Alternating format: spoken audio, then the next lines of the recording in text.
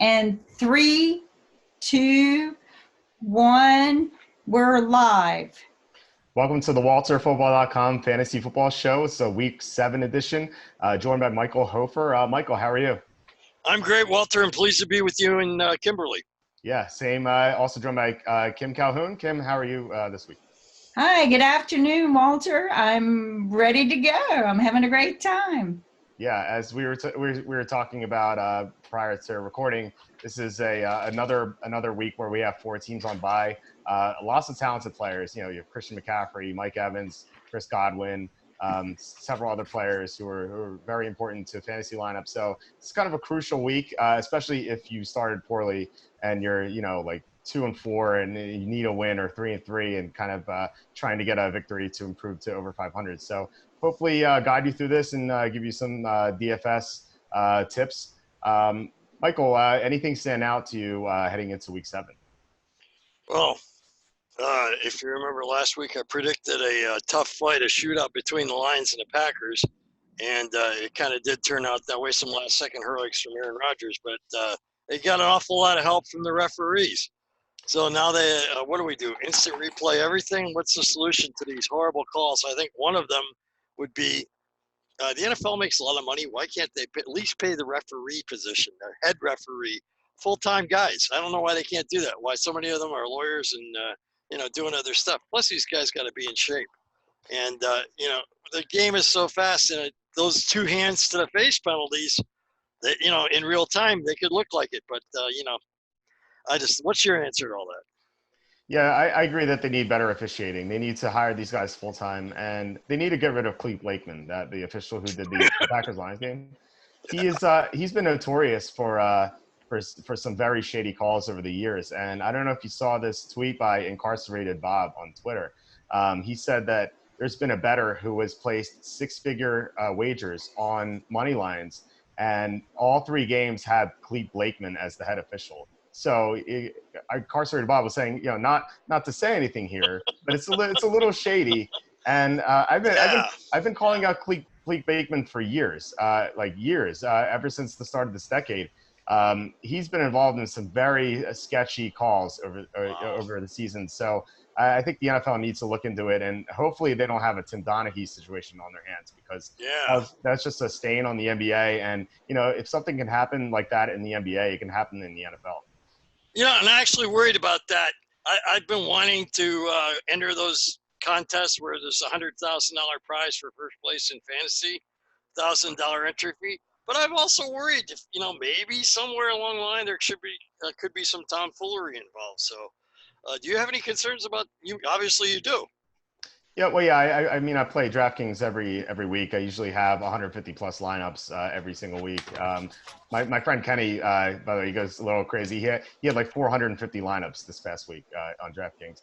But you don't need to enter for $1,000. There are contests every NFL week where the entry fee is $3, and the grand prize is $100,000. Wow. So you're only risking $3. Now, granted, you're playing against around 400,000 people, so it's very difficult to win. Yeah. But second place is still $40,000. Third place is still $20,000. Like, you can have a good week. All it takes is one good week for the whole year, and it just pays everything off. So they do have the more expensive contests. They have I think the most expensive ones I ever enter is like $100, $150.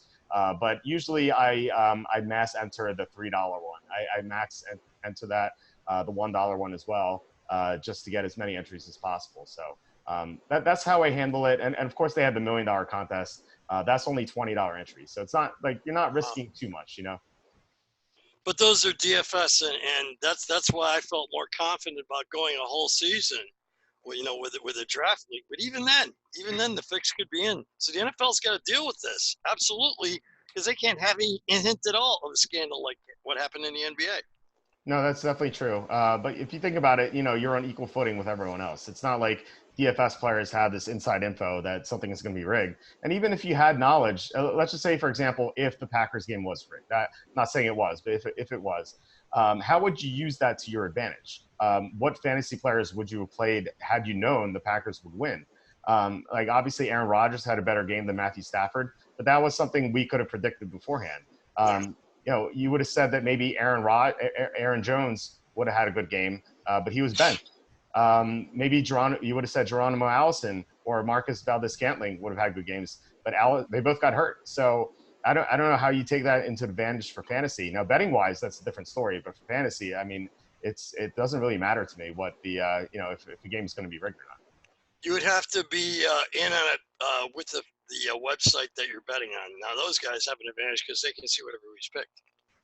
No, that's absolutely true. But you can actually pay for player projections or ownership projections, and they're pretty accurate. For example, like Fantasy Cruncher, they're very accurate on their ownership projections, and that's something I use all the time to determine like where people are going to use the players. Now, granted, it's not like 100% accurate, but it's pretty good. It like it has a good track record. So I definitely if you're going to enter more than 5 or 10 lineups a week, I would definitely recommend something like Fantasy Cruncher. Oh, that's good to know.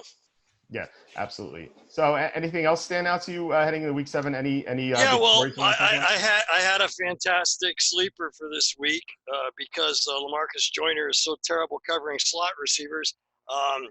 Geronimo Allison was going to be my big sleeper of the week, and now it might be Lazard. I don't know. Yeah, we'll have to see what the health is on those guys. And the other thing is, while it's been the year of 7 backup quarterbacks coming to the front, it's about time they got rid of Marcus Mariota. Not that Ryan Tannehill is so great, but Mariota was just horrible. It's also been the year of substitute kickers like that Sly guy and that gay guy. But I finally settled on my guy, Matt Prater, kicking in Lambeau Field, 2 over 50 yards. What was it, 5 field goals? Now, I am an expert on kicking at Lambeau. I remember Paul Hornung kicking there, Jerry Kramer, Don Chandler in the 60s. I've been at Lambeau, seen some epic kicks. What Matt Prater did is and he threw, what other kicker has thrown a touchdown pass? He threw a touchdown pass against the Packers last year, and he's got the NFL's longest field goal at 64 yards. He's available on most waiver wires, which is ridiculous to me. The other guy that's a sleeper as a kicker is Zane Gonzalez. I like Sly and Gonzalez because both those quarterbacks were stalling in the red zone and the teams were kicking a lot of field goals. So I feel my field goal problems have been solved, and we can now settle on the rest of the rosters. And your picks this week are fantastic. Oh, thank you. Yeah, the kicking. My spiel with the kicking. I think you can just get any good guy playing in a dome or favorable weather conditions in a good offense, and I think you're going to be fine. But the 2 guys you mentioned qualify as such. Matt Prater plays in a dome in the home games, and he's a good kicker. He's playing in a good offense, and they've had problems in the red zone. So Matt Prater's a great kicker, I think. And then little Zane Gonzalez playing for Arizona. They play in the dome as well. Good offense too, and they've had red zone issues as well. So no surprise that you've come to those 2 kickers. I think those are good options. But for me, I'm not really not eager to really delve into kickers. I think you could just get any you can get like a bunch of kickers and they'll do fine, and then they'll struggle, and then they'll get cut, and then they'll be signed by someone else, and then they do all again. It's like as Prater was many times, and this is an agonizing decision for me because I've won fantasy championships because of a kicker, and I've lost with him because of a kicker. And I must say that we should give also mad props to Prater because why is he no longer a Denver Bronco? Because he had substance abuse and alcohol problems, and he's clearly overcome them. Unlike we had a kicker at Green Bay before your time, Walter, Chester Marcol, by far the best kicker in the league, extremely accurate. Then he got an alcohol problem and he went straight down the drain and was never seen again.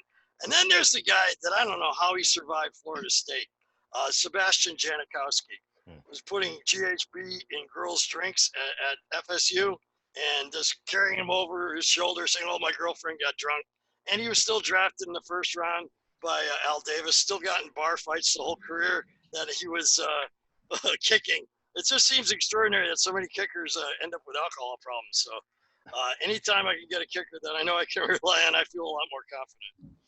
Yeah. So yeah, I'm not that's kind of crazy, but I think that the more interesting thing you brought up was the Allen Lazard thing with the Packers. Yeah. Lazard kind of came out of nowhere. The Packers were struggling to score. They only had 13 points in the 4th quarter. And then all of a sudden, this Lazard guy comes out of nowhere. I thought it was really cool. I don't know if you heard the audio, but Aaron Rodgers was talking to one of his coaches, and he said, "Put that number 13 guy in. I don't know his name, but put 13 in. He was good in practice." And so they put number 13 in, Alan Lazard, and he was the hero of the game, except for Mason Crosby, because he caught the touchdown right before the final drive. So Lazard had a good game in the fourth quarter. I think it was like he had like 50 yards, maybe a touchdown. So he did well. Of course, no one played him because no one had heard of him before this. But he was actually someone I liked out of, I believe he was in Iowa State. He was good in college, and I was kind of surprised that he was undrafted. Yeah, So didn't he win a game over Baker Mayfield in college? yeah, I believe so. Yeah. So I went. Charlie Campbell, our NFL draft analyst on WalterFootball.com, he actually wrote a great article on why Alan Lazard wasn't drafted. So you can actually find that on Google. Oh, I'm dying to hear that because the guy's super tall. He's got blazing speed, and it really makes you wonder. But I know he's being really smart now because he's sitting next to Aaron during team meetings. So he has lobbied for this position, got Aaron's attention. And if you got Aaron Rodgers' attention, I picked him up everywhere I could. Yeah, that's a great move. I would pick him up as well. I recommended him as an ad. So yeah, I mean, if you Google Walter Football and then Alan Lazard, you'll the first thing you'll see is that article on why Alan Lazard wasn't drafted. So I think it's definitely worth a look. I actually tweeted it out a few hours ago. Really insightful on Charlie's part, and Charlie knows everyone. So he actually knows why Lazard wasn't drafted, but he is someone I would absolutely pick up, especially if Devontae Adams and Geronimo Allison can't play this upcoming week. They're playing the Raiders. The Raiders have a bad secondary, so they're going to be. They can't cover slot receivers at all. They've been getting torched. Yeah, they can't cover anyone really. I mean, so you can pick up Lazard and start him, and on DraftKings he's only $3,000. He's the bare minimum because they don't fix their pricing before the Monday night game because they release the contest before that. So if they did that, Lazard would be a 4,000 plus player, but he's only 3,000. So if like I said, if Adams and Allison are out, you can definitely start him. Great advice as always. You're getting me really intrigued in this DFS thing, man. It's fun. You can just get your feet wet playing a dollar contest, and yeah, I think it's definitely worth it. And we have a promo code. It's Walter Football. It's one word, Walter Football on DraftKings, and you get a bonus with your first deposit. So you get to play contests for free. So it's worth a shot. I think my dad actually signed up using that promo code, and he got $10 free to play on this site. It's obviously not $10 you can like withdraw right away. You have to play it. But if you win something with that $10, then you can withdraw it. So it's definitely worth checking out.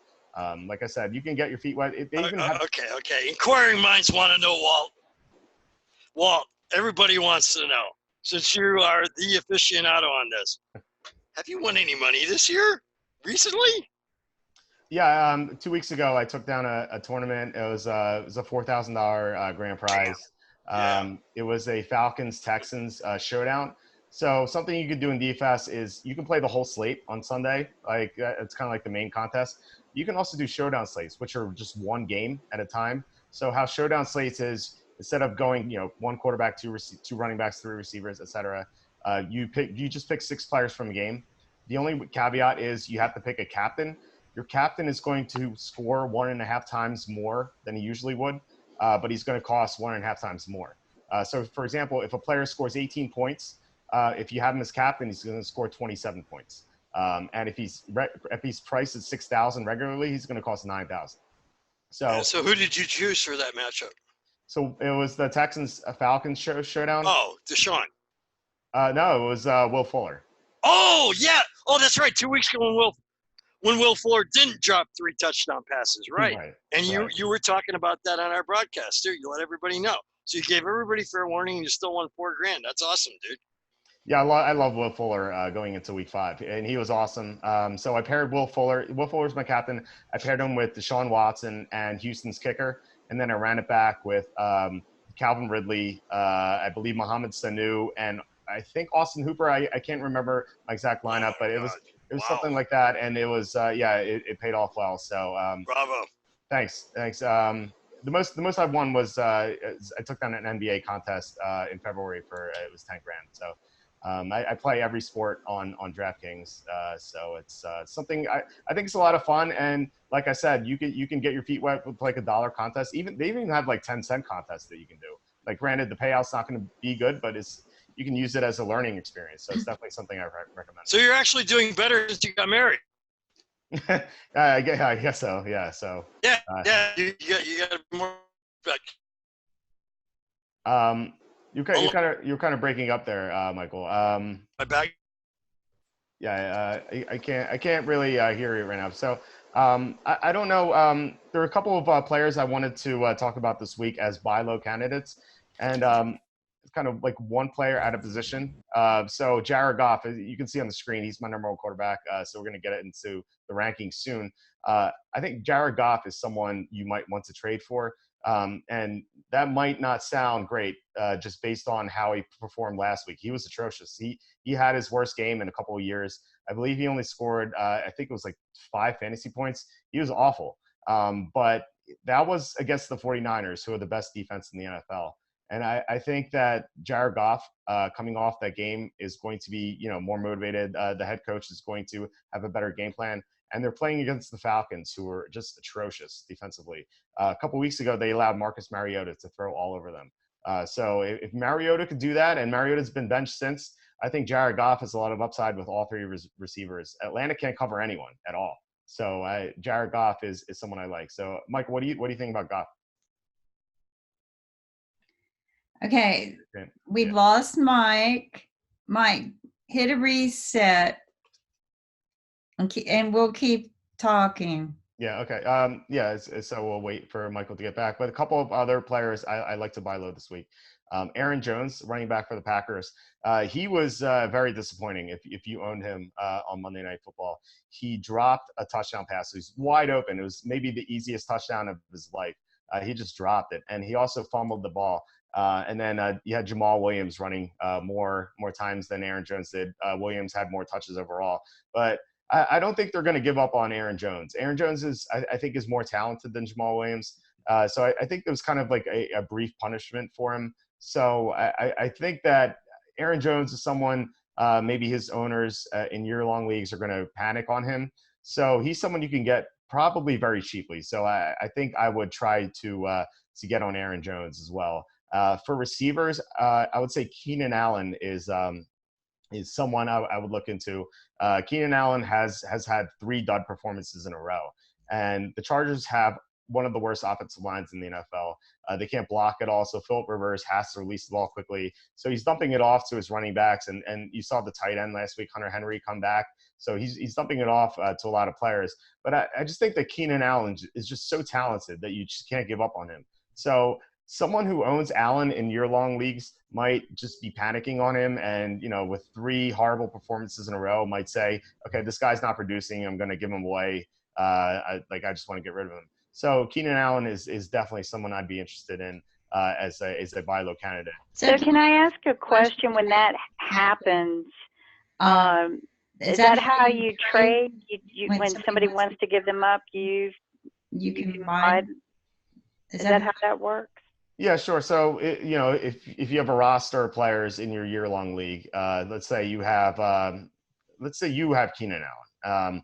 And so someone's like, okay, I'm looking at your roster. You have good receivers, but you don't have good running backs.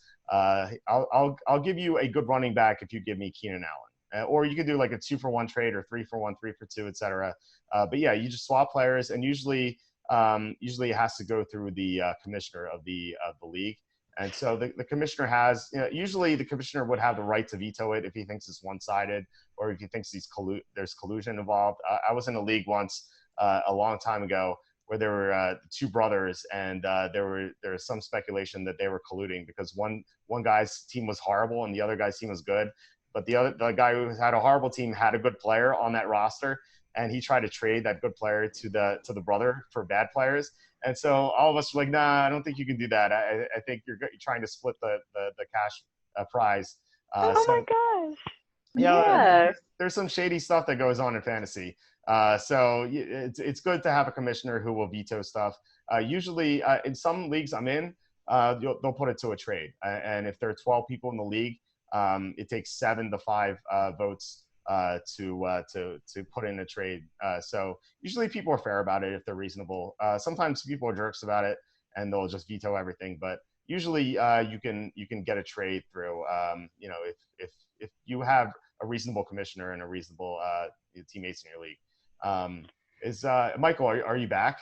I know you're on mute right now. Hold on just a second. Okay. Thanks for catching that, Walter. I brought him in, but let me unmute him. Sure. There we go. All right. Okay. I absolutely hate the veto monsters. The only reason for a veto is if there's some sort of collusion. And if two like-minded guys, adults, think there's a certain value in their trade, they should be allowed to do it. And I don't understand guys with veto. They really tick me off.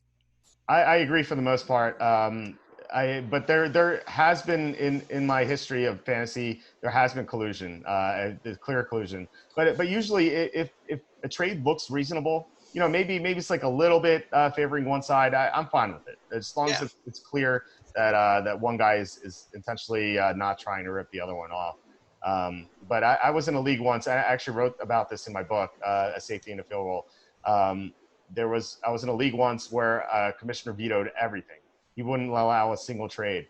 And so one guy who was trying to unload someone couldn't do it because the commissioner vetoed everything, and the guy got injured. So my friend who was angry about this kind of got revenge on it. So it's kind of it's an interesting story that I wrote about in my book.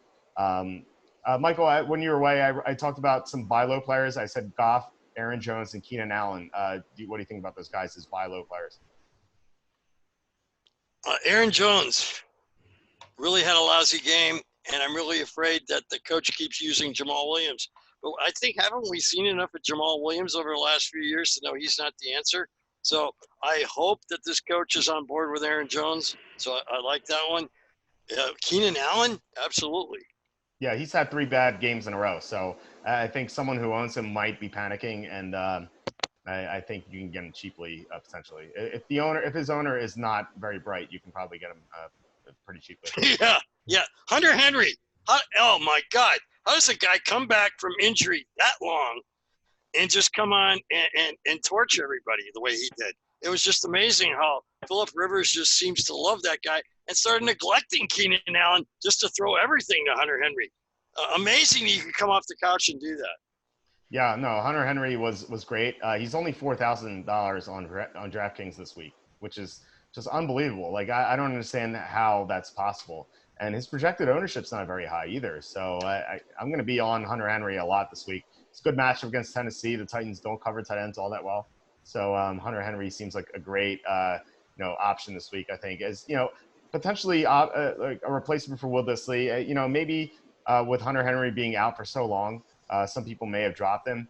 Will Dissly was he was out for the year, unfortunately, with an injury. So you need a tight end to replace him. So Hunter Henry at this point, after waivers, certainly not available in your league. But I don't know if you had any options off the top of your head, but someone who I had in mind is maybe Denver's Noah Fant. He was a first-round pick, very athletic, and he's playing like 65% of the snaps, I think. So he's getting more work each week. He's someone with a lot of upside, so I would maybe look into him. Any other suggestions? Are we on the tight ends already?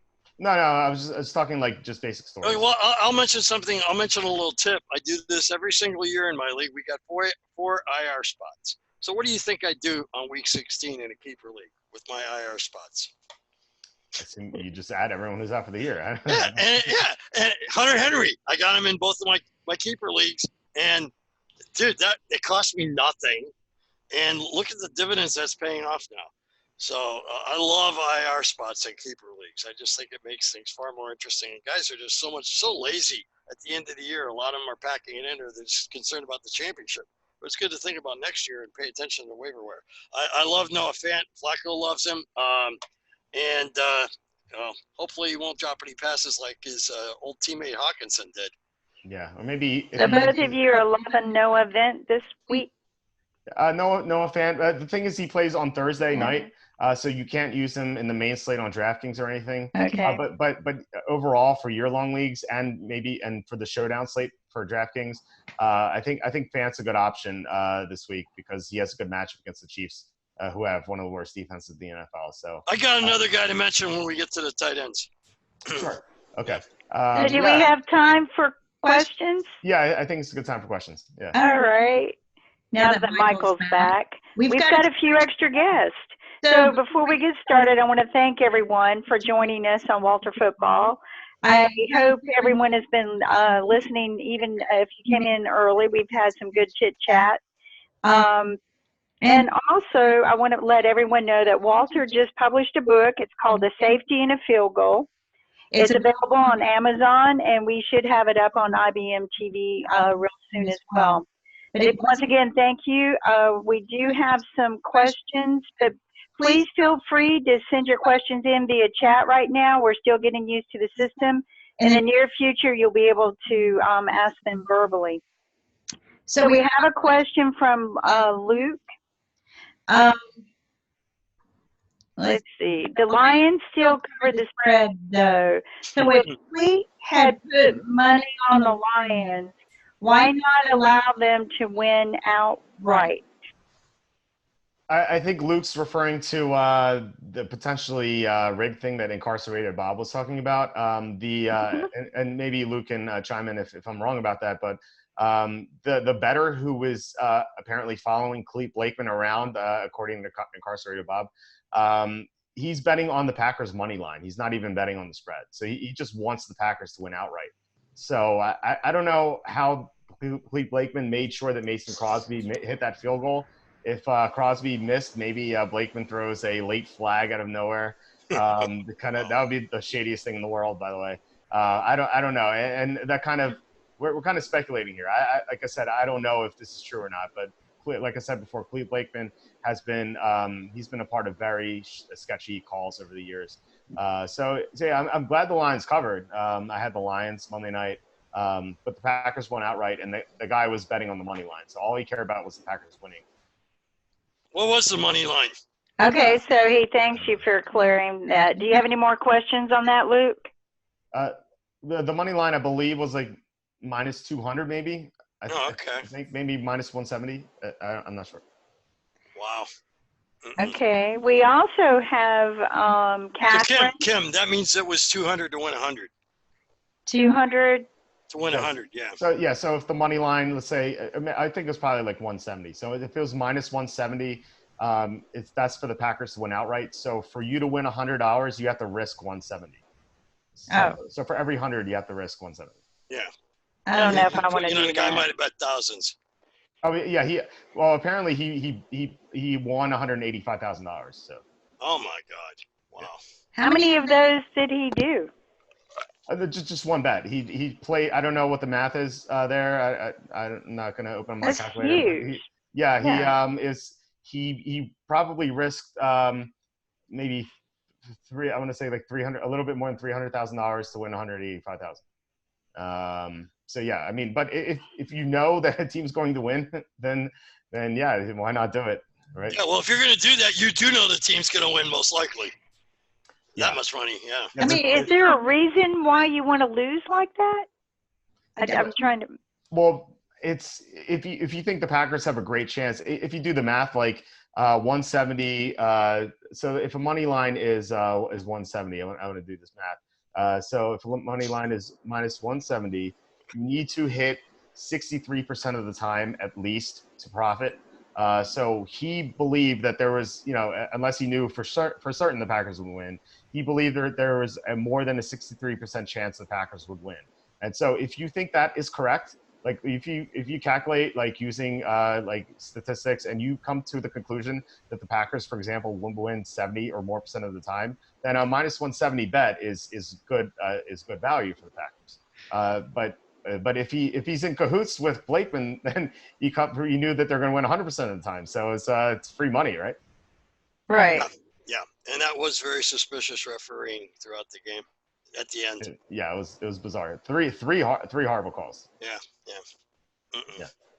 Okay. Does anyone else have any more questions out there? This is an opportunity to learn more about fantasy football, how to play, what the odds are. All right.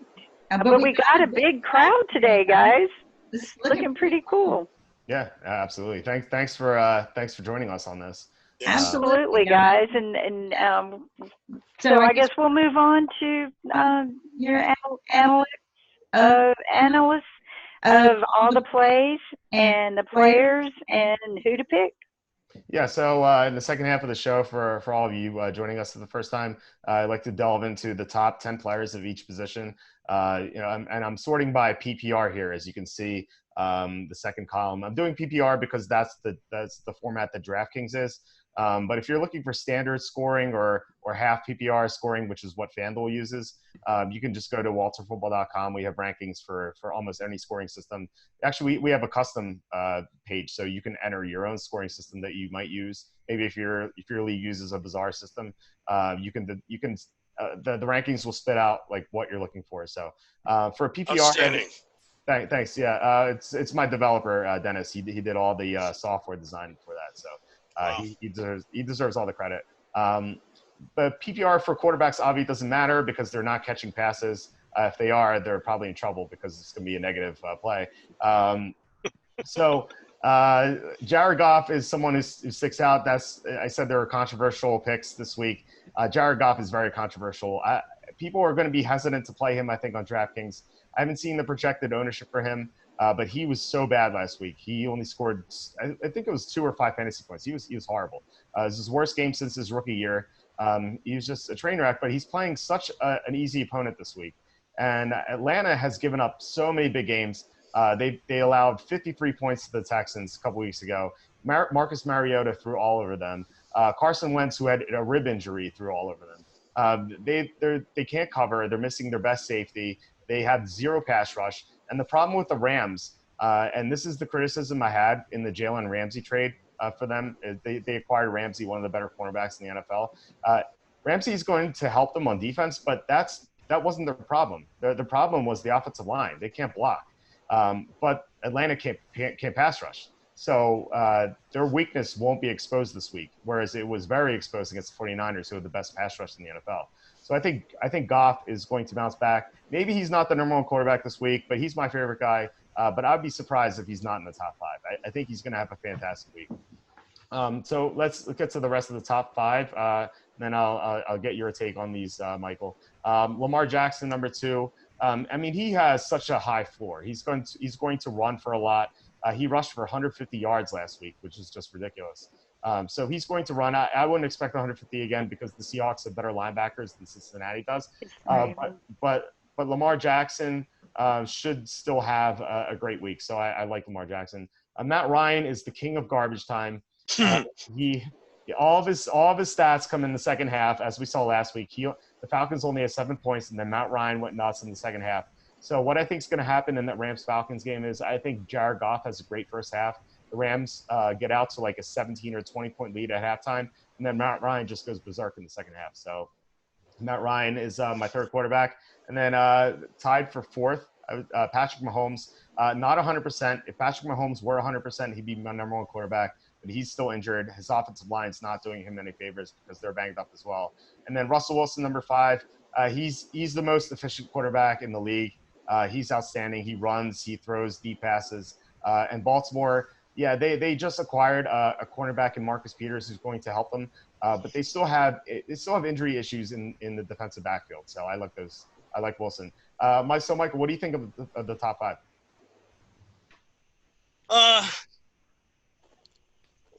What you said about Matt Ryan is absolutely correct. I really don't like him as a quarterback. I really hate Jared Goff, but everything you said is right. I just think my boy Aaron Rodgers is going to have a field day against the Raiders, and I don't see his name anywhere. So let's move down. He's actually number 12 this week. The problem I have with Aaron Rodgers is that it might be such a one-sided affair that he might not have to throw that much in the second half. It's kind of like what we saw against the Vikings, where he had nothing in the second half, or some other games. So like against Dallas, for example, Aaron Rodgers did not have a good game, a fantasy game against Dallas because they were up so big. And I think this could be a blowout, and that's my only concern with Rodgers. Otherwise, I would like him. I just don't think the Raiders can be competitive with Green Bay.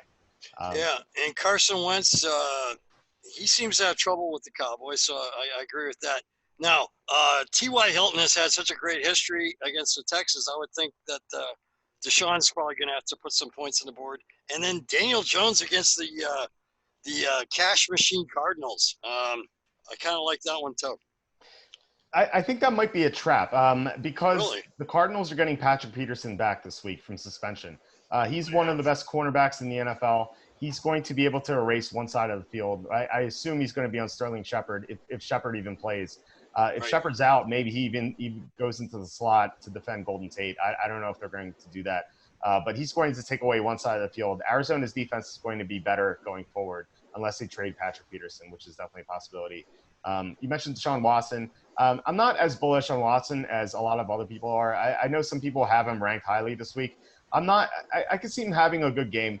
The problem is that he's been Jekyll and Hyde this year, and he's been Hyde when he's had to go up he's had to go up against a great pass rush.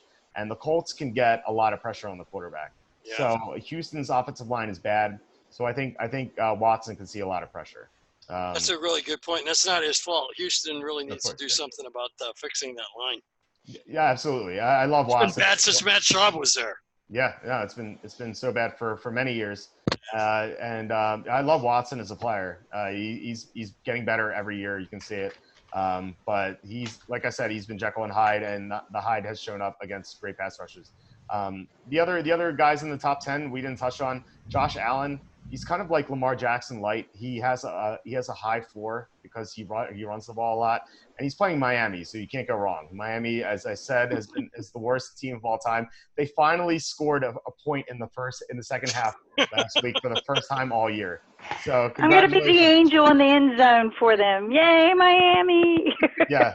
So maybe they'll throw a parade for scoring a point in the second half of the first time. So yeah. Plus the Bills are coming off a bye week. So exactly. What are your thoughts about Kyle Allen with the Panthers? Oh yeah, we should talk about that. Cam Can Newton we talk about Cam Newton and Kyle for a minute? And they're going to say that Cam, you're only 99% healthy, as long as they can. Because great point, Kim. That guy's winning games, and I don't think they should play Cam Newton. Well, not only is he winning games, he's not throwing interceptions. He's the first quarterback to start 5-0 in NFL history without an interception, which is just remarkable. He was not good in the preseason. I remember liking him because of what he did in Week 17 last year against the Saints. I thought he had a good game. I was a little skeptical because he was playing against some backups, and the Saints weren't really trying in that game because they had the number 1 seed clinched. So I liked what I saw out of him. So I was excited to see him in the preseason. He didn't look good in the preseason. He was skipping passes to receivers. Just looked pretty pedestrian overall. And I wasn't even sure he was going to win the number 2 job, but then Will Grier was just a train wreck. So Kyle Allen won it by default, the number 2 job. But he's been phenomenal. You have to give him credit. I want to see what happens when Carolina can't dominate an opposing team with their defense. They played some sketchy quarterbacks like Jameis Winston, who threw those interceptions. They played the Gardner Minshew with the Jaguars. They beat Deshaun Watson, which is impressive, but Houston's offensive line, as we talked about, is just really bad. And Carolina's pass rush just dominated in the trenches. So I want to see what Kyle Allen looks like when he has to win a game. So I'm very curious about that. So, but I think you're right. They're going to say Cam's not 100%. We're going to wait, and then when Kyle Allen has his first bad game, they might put Cam back in if he's healthy. So I think that's how it's going to go. Think of the money they save in the salary cap if they could trade this guy away. And I can't even imagine what team would want to take damaged goods like that, though. Yeah, I mean, well, Cam has a lot of upside. He's still fairly young. So I think teams are so desperate for good quarterbacks. Look at the Bears. They might be thinking, oh yeah, oh my God, if we get Cam Newton, Cam Newton's a huge upgrade over Mr. Trubisky. Cam Newton has also got a great, and I hate using this, but a great personality, and to me that's a good leader, and people like to follow that, and he's got a lot of experience. He really does. Yeah, I mean, he was an MVP one year. He was in the Super Bowl. Mhm. I question his fashion choices, but otherwise, I think he's a very good quarterback. So I question his throwing laptops out the window at the University of Florida.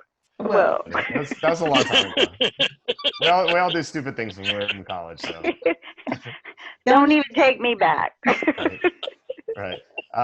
Yeah. So rounding up the top 10, Kyler Murray. Again, he has a high floor because he runs the ball a lot, and he's getting better. The Giants can't rush the quarterback, so I like his matchup here against the Giants. Dak Prescott against the Philadelphia secondary that can't cover anyone. And then Tom Brady Monday night. He has the same concern Aaron Rodgers does. There's potential for a blowout, so Tom Brady may not have to throw a lot. But you can't go wrong playing Tom Brady. So those are my top 10. Any other final thoughts here before we move on to running backs?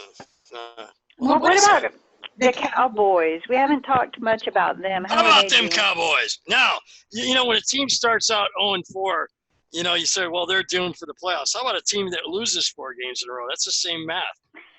They're in a tough spot right now, and they got a lot of injuries. I think Tony Romo should be the coach. So I remember the 2002 Raiders. I believe they lost 4 in a row, and they went to the Super Bowl. So you can get away with it. I think the Cowboys have had injury issues to their offensive line. They were missing both tackles last week against the Jets. So I actually expected the Jets to win that game. So it wasn't a surprise that Dallas won. I thought that Dallas. They were saying all week, oh, maybe Tyron Smith and La'el Collins will play. Their 2 tackles who are great. They're saying like, oh, maybe they'll play. But then they announced that they're both going to be inactive Sunday morning. And when that happened, I'm like, okay, they're clearly not going to try that hard against the Jets because they have the Eagles coming up. So I think they took the Jets for granted. The Jets beat them pretty convincingly until the end. I think we're going to see a different Dallas team this week if Smith and Collins are both back because they're a different offense with those 2 guys. How soon is Lincoln Riley going to be their coach? That would require. We did talk about that earlier. That would require Jason Garrett to make or Jerry Jones to make a move, and I don't know if he wants to fire Jason Garrett. He likes him for some reason. I don't know. I think he's waiting to get Lincoln Riley away from Oklahoma. And wouldn't that help Dak? I'm not so sure. I don't know about these college coaches coming into the NFL. It's hardly ever worked. I know it worked with Jimmy Johnson a long time ago. I was just going to say that. That's like Jerry Jones move. That's been the one exception. So yeah. Yeah. I'm not too Dalvin Cook, I was looking at your list here. He had a pretty good game, didn't he? Yeah, I mean, he scored a touchdown at the end. Madison did really well too, though. Yeah, they like to sprinkle in Madison for sure. But Dalvin Cook's just an elite talent, so you can't go wrong with him. Detroit's run defense has been hit or miss this year, and I mean Dalvin Cook catches passes too, so he has that upside in the passing game for PPR. My top running back is Leonard Fournette. He as I said last week, I brought this stat up. He's run the most routes out of any running back in the NFL. So he's heavily involved. And it's kind of surprising to hear he's over Christian McCaffrey in that aspect. Yeah, it's amazing. Yeah, but he's on the field. He doesn't come off the field at all. He's always touching the ball. He's the main focus of that offense. So he's playing Cincinnati. Cincinnati is the worst linebacking core in the NFL. So I think Leonard Fournette is someone who has a ton of potential this week. We saw what Lamar Jackson did running against Cincinnati's linebackers last week. So I love Fournette this week. Saquon Barkley, my number 2, he's practicing fully, so he's going to be back from his ankle sprain. I assume that based on the fact that he's practicing fully, I assume that Barkley is going to handle the majority of the touches again.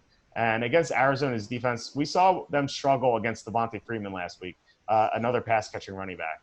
And so Barkley's going to catch a ton of passes, so he has great upside. He's my number 2 guy. Speaking of the Cardinals, David Johnson's number 3. He's running a ton of routes as well. He almost never comes off the field either. Chase Edmonds has gotten touches, but only because David Johnson hasn't been 100%. But I think with another week, I think David Johnson's going to be healthier. Then we have Cook, and then Ezekiel Elliott, number 5, against the Eagles. It's a tough matchup, but I think Elliott is such a big part of that offense. If Amari Cooper is out, I think Elliott will have to catch more passes, and he could always get into the end zone. So those are those are my top 5 running backs. Michael, what do you think about them? Well, I'm in a league where I start 4 running backs, and I got Christian McCaffrey on bye. I had to go with Chase Edmonds this week, and therefore I'm hoping David Johnson isn't over his back issues, and Chase Edmonds has gotten his fair share of the carries every week, I think, because Johnson's still injured. But aside from that, let's see.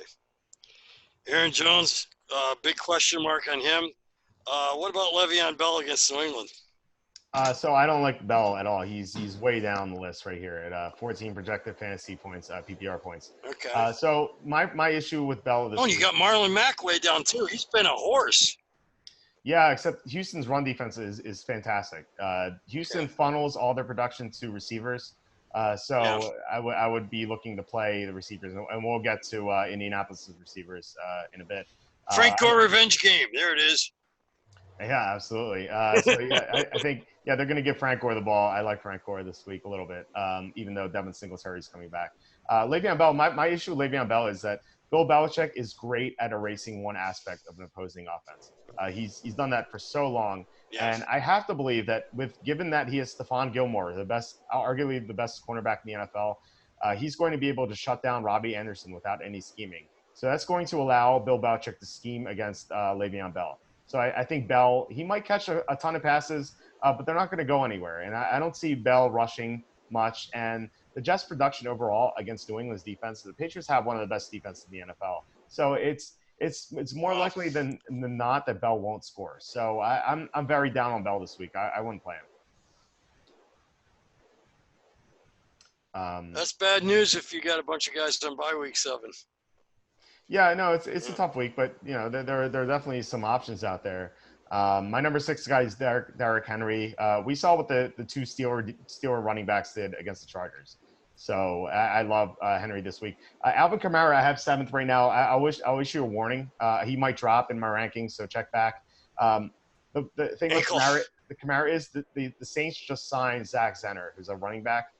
So I mentioned a couple weeks ago that you look for signs that if a team signs a player, they might be pessimistic about that guy's chances. So Kamara is someone who could drop if the practice reports are very favorable. Philip Lindsay's playing Thursday night against the Chiefs. The Chiefs have the worst run defense in the NFL, so fire Lindsay up. Fire Royce Freeman up too, their backup. Josh Jacobs, number 9 against the Packers. If the Raiders can somehow keep this close, Josh Jacobs has a chance to be the number 1 running back this week in non-PPR. He's outstanding. The problem is that the Raiders might be blown out in this game. So that's the only issue. But we've seen Green Bay's run defense get gashed. So Jacobs has a chance. I'm willing to take a chance on him. And then Melvin Gordon, number 10. He's rounding into shape. He hasn't looked good yet, but I assume he's going to be better. And he's tied here with Aaron Jones. I mentioned him earlier. So any parting thoughts on the running backs? Todd Gurley's done, isn't he? We'll see. He's due back this week. We'll see. He might score a touchdown. Atlanta's defense is horrible. So if he starts, I'm willing to give him a chance. And Joe Mixon, what a disappointment for anyone that got stuck drafting him. Oh my God, Cincinnati's just pathetic with their line. Yeah, you mentioned their line. They have the worst stuff percentage in the NFL. So Mixon's not getting any running room at all. So the thing is, Jacksonville, they are the worst run defense according to DVOA. I think that's a little skewed by Christian McCaffrey. So I'm willing to say that Kansas City's run defense is worse. But Jacksonville still can't stop the run. So I think that Joe Mixon might have a rare good game this week. Wow. And then trade him. Yeah. Oh, yeah, absolutely. Yeah. And then trade him. Okay. Yeah, definitely. All right. Let's go to the receivers. So I mentioned an Indianapolis guy being high. T.Y. Hilton's my number 3 receiver this week. Houston's their secondary is horrible. And Hilton, I feel like he could break a long touchdown. I have him for 100 yards and a touchdown. So he's my number 3 guy. Above him, Cooper Kupp. Again, I love all LA Rams players this week, especially Cooper Kupp, who's the number 1 receiver there. And then DeAndre Hopkins is my number 1 guy. The Colts defense is very good. Their one weakness is allowing big plays to receivers. So how I think the game's going to go, I think the Colts will get a lead, maybe a pretty sizable lead, and then Houston's going to have to throw in the second half. And then I could see DeAndre Hopkins just catching a long touchdown or something like that, or getting into the end zone in garbage time. So I think Hopkins, he's so talented. He's my number one guy. Rounding out the top 5, Amari Cooper. If he plays, he's going to be very high against the Eagles. We don't know if he's going to play yet, so check back later. Same thing with Devontae Adams against that Oakland secondary. That's awful. You want to play him if he's active. Thing is, he might not play, so he's going to drop as well. So any thoughts on these top 5? No, you said exactly what I was thinking. I would stay away from Amari and Devontae just because it's not even likely they're going to play. And if they do play, they may only be out there as a decoy. I would say I think you're correct in year-long leagues. But if you're playing DFS, if you're playing on like DraftKings or something I like to do is if a talented player is coming off injury and he has on DraftKings, you'll see like a red Q next to his name for questionable. Yeah. I will almost always play those guys because if you're in a large field tournament, most people won't play them because of what you were thinking. And if you're in a tournament with 200,000 people and you have a very talented player who's owned by almost no one and they go off, you have a very good chance of winning. So in DFS, I will play them, but I agree with what you're saying in year long. I think you can stay away from these guys unless you have like no other options. No, from a pari-mutuel perspective, you have to separate yourself from the great unwashed. And again, fabulous investing advice from Walter Terapinski. I like that. Thank you. That's something especially I like for showdown slates too. I talked about showdown slates earlier, where it's just one game. Something I like to do in showdown slates, and this is what I did in the Atlanta Houston game that I won. I told you my lineup. If you noticed in that lineup, I didn't have DeAndre Hopkins or Julio Jones, and those are the two top guys. And my thought process was almost everyone was going to play at least one of those guys, maybe both. Yeah. And I thought that if those guys go off and I don't have them, I'm going to lose. If they both go off and I have them, I may not even win because everyone's going to have them. So I was like, okay, I'm not going to have either in my lineup. If both those guys don't go off, I'm going to have a huge chance of winning this. So that's something I like to do. I try to determine who's the highest owned non-quarterback in a showdown slate, and then I try to avoid him at all costs.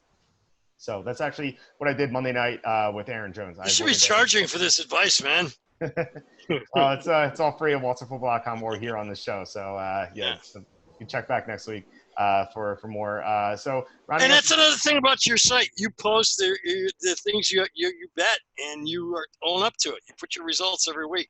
I don't think a lot of guys would leave. Yes, he does, and he'll own up to it on the show too, because he did that last week. Yep. So this is what I enjoy about this is that we know that it's just fantasy football. We make mistakes, but you pick that ball back up and you repick new ones. Before we go, does anyone have any questions? Yeah, I mean, any of our audience? Yeah, if anyone has any questions, type them in right now. Maybe I'll finish the receivers and then maybe we'll have questions after that. Okay, let's refinish them then. I'm sorry, I jumped. No. I think it's a good opportunity for people to ask questions now. Well, one of the things I like what you're doing, Walter, is you're also talking about how to do this on a fantasy football slate, like Dynasty. And I think that this helps people who don't normally play fantasy football or have never played, is to understand, you need to go out and you need to try this. And maybe we can do another show where we're actually doing that. Yeah, I think that would be a good exercise to do, to see it in live action. And something you have to note that, if you're playing DraftKings, you're competing with so many people that it's impossible to win, even most of the time. Like most lineups you're going to enter, you're not going to win. But how the prize structure is set up, if you win, all you need is really one victory for the whole year, and it pays off everything else. So that's what you're looking for, and that's why you want to be different. And like I was in that example, I was saying, it's more likely than not that DeAndre Hopkins and Julio Jones are going to go off. Like they're fantastic players. But in the rare instances that they don't, and you don't have them, you have a great chance of winning. So I think that's something you want to look for in any large field tournament you do. Just try to be different, try to be contrarian, but don't be full contrarian though. Like don't put in backups and you're like, oh, no one's going to own Ryan Tannehill or the third string running back for the Packers. Like don't do that either. But try to be smart and contrarian at the same time. So basically what you just said, we got a 16, 17-week season. Well, 17 for dailies. You spend $3 a week, and if you hit once, you paid for your Christmas. Yeah, more for your Christmas. Yeah, it's $100,000. Even if you get like third place, you get $20,000. Yeah, three times. Bad. Yeah, exactly. So I know. yeah, I'll take it. So yeah, I mean that's all it takes. Even like 10th place, I don't know how much that pays. It's like maybe 800 or something like that. That pays it off. I don't know, x-fold. Like it really does. So That's a nice bonus check. $1. So yeah. Yeah, exactly. So You didn't have to win the first prize to get a nice bonus. Right, and you're having fun at the same time because you're rooting for players. So it's not like you're just wasting $3. You get to have fun watching football while you're at it. So do they deduct? I mean, look at me. When I first started this, I could barely talk tight ends, and now I'm actually watching. Do they deduct 20% of that when you hit for like $4,000? Deduct 20%. No. Like at the track they do.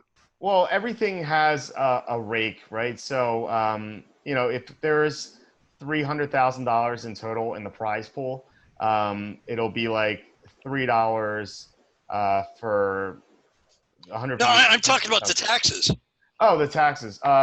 No, what DraftKings does is they send you a tax form at the end of the year. 1099-G. I already know about all of this.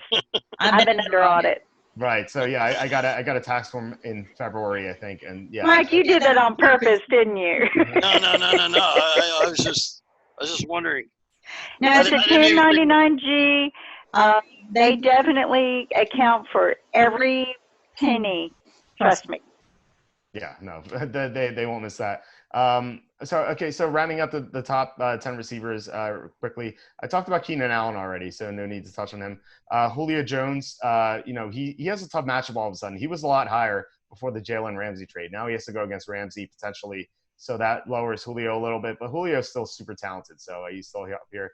I talked about the Rams receivers, Brandon Cooks. He has more upside than Robert Woods. So if you're playing on DraftKings, you want to have the high upside guys. So I'd rather have Brandon Cooks than Robert Woods. But if you're playing a cash game or year long, maybe Robert Woods, but it's very close. Michael Thomas, number 9. Tough game against the Bears, but he's super talented. You can't exclude him. And then Michael Gallup against that Philadelphia secondary that can't stop any receivers. So those are the top 10. And then I want to mention DJ Chark very quickly. Chark was shut out last week pretty much by Marshawn Lattimore, who's one of the best cornerbacks in the NFL. Now he goes against the Cincinnati secondary.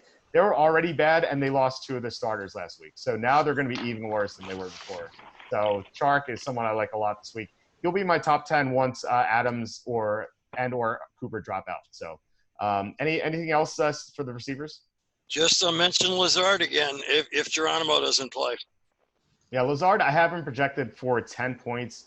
Kind of a conservative projection here, but that will rise if Adams and Allison are out. What about Tyrell Williams coming back from injury? I don't like Tyrell Williams this week. I don't really know where he is. Right. Me too. I agree with you. Yeah, he's going against I assume Jair Alexander this week. One of the better cornerbacks in the NFL. Alexander should be able to take him out of the game. So I don't like him. Okay, so who do you see between him and Sterling Shepard? Do you still like Williams? Yeah, especially because Shepard might not play this week, right? So I think you would have to go Williams, but I think they're just better options out there. Someone like A.J. Brown is someone I probably have higher than most. The Chargers. Yeah, with Tannehill, that'll be interesting. Well, is Tannehill going to make a difference for that guy? I'm really struggling with that. So here's the thing with Tannehill. He's not going to run as much as Marcus Mariota. So fewer runs means more pass attempts. With A.J. Brown, he's very talented. He breaks tackles very well, and the Chargers are horrible at tackling. So I think that just says it's a good matchup. Oh, yeah. And the Chargers' top cornerback Casey Hayward is very good. he's probably going to be on Corey Davis. So that might open things up for A.J. Brown. A.J. Brown's one of my top sleepers. Wow, that's great advice. Wow, I'm glad we mentioned all that. You just talked me into him. Nice. Yeah, Talking to who? A.J. Brown, receiver for the Titans. Yeah, he's got to be cheap. Oh, I assume he's very cheap on DraftKings. Yeah. And I haven't looked Great at his value. price yet, but yeah, no, absolutely. And you're saying Golden Tate, forget it because of Patrick Peterson. That's a great point, too. If Shepard doesn't play, there's a chance that Patrick Peterson goes into the slot. I'm not quite sure if they're going to do that. I don't know. Every team handles it differently. It's a different situation. But you have to think that, if who's Patrick Peterson going to cover if Shepard's out? Like, it almost has to be Tate, right? So I think that there might be some occasions in which Patrick Peterson goes in the slot, but I'm not 100% on that. So it's a tough spot though. I don't know. And I should note very quickly, Sammy Watkins just ruled out an hour ago. Wow. So yeah, he's a zero. So yeah, someone like Mecole Hardman, DeMarcus Robinson, or Byron Pringle, someone you. Oh God! I just dropped DeMarcus Robinson. Yeah, it's not a great matchup though. So I don't think you have to be that remorseful. Thank you. All right, tight ends. I'm elated about this. All right, Evan Ingram, number 1 against Arizona's defense that can't cover any tight end not named Tyler Eifert. George Kittle, number 2. The Redskins are bad against tight ends, and Kittle is their primary receiver, even though he's a tight end. Hunter Henry's number 3. We talked about him already. Great matchup, great player. Travis Kelce, number 4. So that has to do with Patrick Mahomes not being 100%. So if Mahomes were 100% and the offensive line were healthy, Kelce would be number 1. And then Mark Andrews, number 5. Seattle has struggled against tight ends. So Mark Andrews is someone I like this week. So what do you think about the top 5?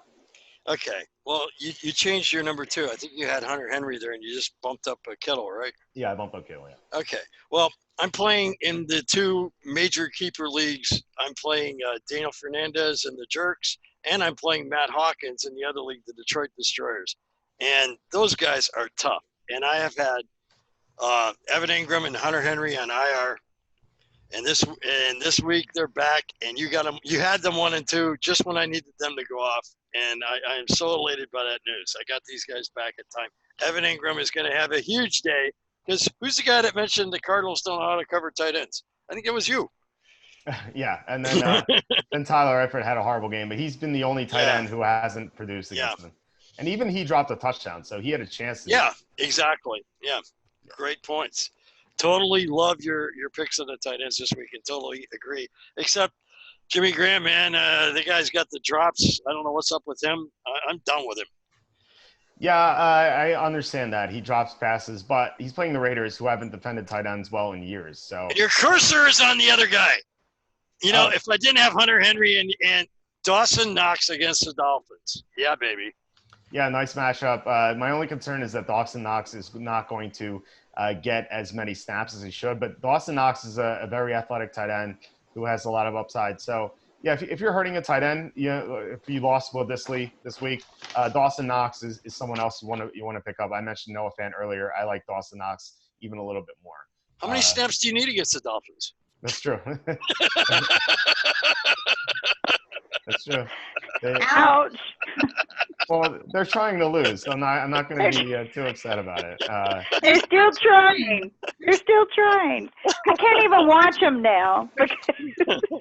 Oh, yeah. That was hilarious what they did last week with Fitzpatrick and then kick the extra point and you're tied, but they go for 2 to make sure they lose the game. Yeah. Freaking brilliant way to tank. Brilliant. They throw it in the backfield, and for a second, I thought it was going to be a 1-point play for what's it called? I forget what the play is called. I actually wrote about it in the book. In the NFL, it is possible to score a one-pointer that not on an extra point. So I thought that had a potential for the 1-pointer. So the way it was set up, it would have taken for him to catch the ball, fumble, the other team run back, them fumbling. Oh yeah. That would have been cool. It's never happened, but I would love to see it. It's in the rules, so I would love to see that. And just when you thought they were trying, nope. Yeah. I think it's called the conversion safety. So it is possible to score 1 point on not an extra point. Very interesting. Yeah, that'd be great. So anyway, a couple other tight ends, Austin Hooper. Not a great matchup, just a solid matchup. Atlanta's going to be in garbage time, so he's going to do well. Darren Waller against the Packers. We saw T.J. Hawkinson drop a touchdown. So Waller has, if he has better luck, he can do well. Zach Ertz is someone who's dropped a ton of passes. He dropped so many passes this week. Yeah, what's up with that? I don't know if he's injured or what. I really don't know. He's very talented though, so I'm not going to give up on him. But he's very frustrating. And then T.J. Hawkinson against Minnesota, they funnel production to tight ends. So Hawkinson could have a good game if he doesn't drop another touchdown. Right. Yeah. All right. Any last thoughts here? No, I think you were brilliant again today, my friend. Thanks. Thank you. Kim, anything? No, I think the breakdown's really good. You hit the nail on the head on some of the things that I was trying to watch for. So, no, this is really good advice. Awesome. All right. Well, good luck to everyone. And thanks to our millions and millions of viewers on IBM TV. Absolutely. Yeah. Good luck to everyone this week in week 7. As I said, it might be a big week for you, especially with the buys. So I hope all of you do well in the year-long and daily fantasy, especially if you're trying for the first time. So on walterfootball.com, we're going to have updated rankings almost every day with injury news and whatnot. So definitely check that out. We also have picks and mock drafts. So we do other stuff other than fantasy as well. So that's definitely worth checking out if you want to see that. Hilarious stuff. Thank you. Let us know who you're picking in your lineups this week. Who are you starting in your year long, and what sleepers are you going with in your DFS lineups? Well, before we go, do any of you have that have been watching have any picks that you'd like to mention for us? Yeah, absolutely. I'm all for Yeah, we'd love to hear your picks too. Yeah, year-long or fantasy or DFS rather. So it's definitely interesting to hear some alternatives. So real quick, someone I would recommend on Thursday night is Royce Freeman. So everyone's going to go to Philip Lindsay, and Lindsay could have a great game. I'm definitely going to have some shares of Lindsay. But Royce Freeman is the other running back for Denver, and they're splitting carries and touches almost evenly, and Freeman's even catching passes. So Freeman could have a monster game against the Chiefs. So he's someone I'm going to have a lot of. And he's very cheap. He's $6,000 on DraftKings. Oh, that's some good advice. Yeah, well, I guess I could mention here too. To... Walter and I both are active on Facebook, and Walter gets all kinds of people that talk about their picks on his Facebook page and ask his advice. He's very responsive to that, so we're really lucky to have this guy. That's right. Don't forget to join us on some of the social media sites. Always feel free to ask Walter questions or ask Coach Mike or even me. We got something from Luke. Hold on just a second. Luke's a big fan of Walter's for many years. Luke has got some things here he wants to say to you. I do like the Jets defense and season long. The Patriots matchup this week is a tough one. But after that, they get the Jaguars, Dolphins, Giants, Redskins, Raiders, Bengals, and the Dolphins again. It doesn't get much better than that. Oh, no, absolutely. I mean, it's a great defense to own, especially considering that C.J. Mosley might be back. Their top linebacker. He's been out since the third quarter of week 1 with a groin injury. I don't know why it's taking him so long to return, but he should be back week 8 or 9, right? So I read the reports he's trying to come back this week. Yeah, I can see that as well. But still, I don't think you want to play them against the Patriots. So definitely find someone else. But week 8 and beyond, the Jets are a great defense to own for sure. Absolutely. So that was some really good points. Thank you, Luther, for that. Anything else? Yeah, thank you, Luke, for that. If you're looking for a replacement defense this week, I think the Colts. I mentioned them against Houston's offensive line. Just a great matchup overall, and maybe even Detroit as well. Yes. Kirk Cousins is not the quarterback we saw against Philly and the Giants. He's going to melt down, and Detroit has a great secondary, so he's not going to throw all over Detroit. So the line Agreed. I like as well. Agreed. That's some good points there at the very end. And don't forget to check Walter, walterfootball.com for more input this week before you make your final picks. Yeah, absolutely. So yeah, like you said, I'm on Facebook. So if you have any questions, just add me, and then just ask away, and I'll try to answer in a timely fashion. Otherwise, I will talk to you guys next week. It was great talking to you guys again. Yep. And I'm looking forward to it next week. All right, guys, Bye, everyone. and Thank you. it's a wrap. I